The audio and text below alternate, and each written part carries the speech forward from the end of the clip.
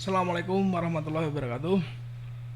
Oke, di materi ini yang kita akan bahas adalah kesuksesan wirausaha. Ini adalah cerita sukses pengusaha idola. Nah, inspiring story di sini ya, inspiring story. Nah, kenapa kita perlu belajar dari inspiring story? Yang pertama, bisa menumbuhkan motivasi, belajar dari kesuksesan dan kegagalan orang lain, memunculkan ide dan lain-lain. Ini contoh tentang belajar dari inspiring story di sini.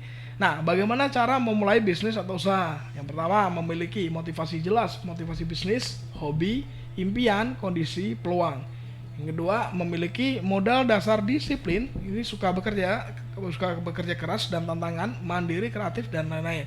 Yang ketiga adalah memiliki idola. Idola siapa sih yang diamati?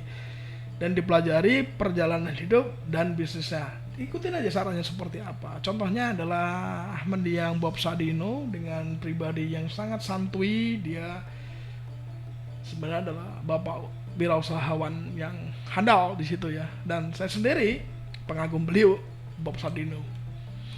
Terus kalau kita berbicara tentang pelajaran sukses dari entrepreneur, ya di sini ya tidak putus asa, nyontek sukses ini ya. Entrepreneur ini krok gitu ya. Keberanian sejati ini selaras impian dan tindakan, dan pasti ialah orang gajian di sini. Kiat kedua adalah berani ambil resiko dan pembelajar. Jadi ini sumbernya dari Iskandar dan Wijono tahun 2006.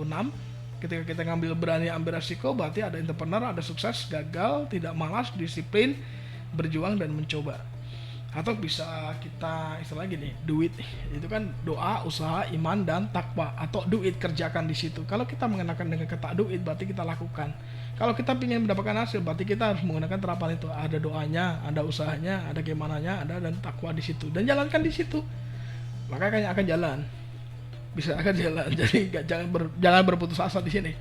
Terus kita berbicara tentang kondisi mapping yang lebih kompleksnya lagi. Ketika jatuh bangun para entrepreneur, ini entrepreneur abangan, ini killing instinct dan solusi. Jadi kalau kita bilang dari entrepreneur abangan, dia punya insting bisnis yang kuat jelas.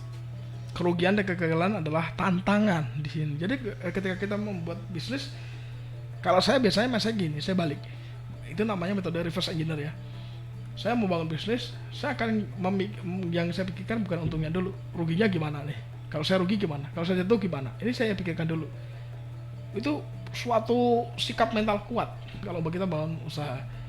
Nah, sedangkan untuk killing instinct di sini ada beberapa scope di sini yang perlu kita garis bawahi. Ada persaingan ya, ada kehilangan pelanggan, minta kerjasama, karyawan nakal, supplier yang tidak konsisten, tidak ada dukungan keluarga, kurang promosi, bisnis manajemen jelas, strategi bisnis kelirunya, faktor X, faktor itu dan lain-lainnya. Nah, sedangkan untuk entrepreneur sejati punya insting bisnis kuat jelas, kerugian dan kegagalan merupakan tantangan dan dianggap guru yang baik. Tapi kalau gagal terus ya jangan ya. Jadi kita punya satu ibaratnya kamus data ya, bang storage kita pernah gagal di ini, gagalnya di mana kita amati, kita pelajarin, habis itu bangun ulang lagi di situ dan sudah selesai. Sama seperti bangun software, trial and error, ada apa, ada beta dan sebagainya. Ini dapat menyembuhkan sakitnya kegagalan itu dengan segera di situ. Terus berupaya untuk menemukan kekuatan-kekuatan yang baru. Nah, mencari kekayaan surgawi atau panitia di sini dan diikutin berusaha mencari kekayaan lahir untuk di dunia ini adalah entrepreneur suhud yang digunakan. Menjadi entrepreneur yang suhud. Ini dari Iskandar dan Wijono. Jadi kalau kita menjadi entrepreneur yang zuhud di sini, mimpi yang besar jelas, bekerja sendiri, mengembangkan IQ, EQ dan SQ. Ini ada bukunya SQ, Anda tinggal cari atau download. Terus tidak menunjukkan diri atas sebagai milioner. Kebiasaan entrepreneur yang sukses yang zuhud itu biasanya adalah percaya diri jelas, itu merasa berharga, berani mengambil resiko, selalu menikmati apa yang mereka kerjakan, tidak pernah berhenti belajar, berpandangan positif terhadap apa yang mereka kerjakan, dan sepenuh hati dalam bekerja. Ini kebiasaan dari entrepreneur sukses yang zuhud. Sedangkan entrepreneur bahagia bisa juga working habit di sini, prospecting habit, selling habit, disiplin habit. Nah, perusahaan entrepreneur yang zuhud bisa dilihat dengan kategori berikut, yaitu tawakal dan sabar, bersyukur dengan hasil yang diperoleh, berpikir positif, seraya menjalankan disiplin ketat. tetap melaksanakan konsep yang terfokus, perubahan selangkah demi selangkah, memanfaatkan teknologi yang sebagai akselerator di situ.